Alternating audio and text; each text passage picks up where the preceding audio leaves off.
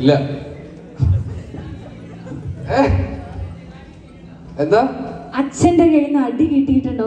അച്ഛന്റെ കയ്യിൽ നിന്ന് അടി കിട്ടിയിട്ടില്ല. എനിക്ക് ടീച്ചർമാരുടെ കയ്യിൽ നിന്ന് ഒരുപാട് അടി കിട്ടിയിട്ടുണ്ട്. ഞങ്ങള് പഠിച്ചിരുന്ന സമയത്ത് ടീച്ചർമാരെ അടിക്കുമായിരുന്നു. ഇപ്പൊ അങ്ങനെ അടിക്കാൻ പറ്റില്ലല്ലോ. ഇല്ലല്ലോ.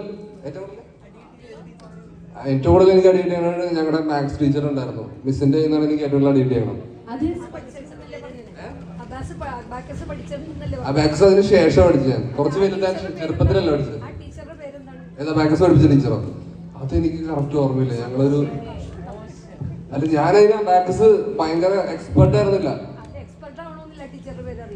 ഞാൻ 1ാം ക്ലാസ് തൊട്ട് എത്ര ടീച്ചർമാരെ പഠിപ്പിച്ചെ. എനിക്ക് എന്റെ സ്കൂളിൽ പഠിപ്പിച്ച ടീച്ചേഴ്സിനെല്ലാം ഓർമ്മയുണ്ട്. 1ാം ക്ലാസ് തൊട്ട് 10ാം ക്ലാസ് വരെ, +1 +2 ഒക്കെ.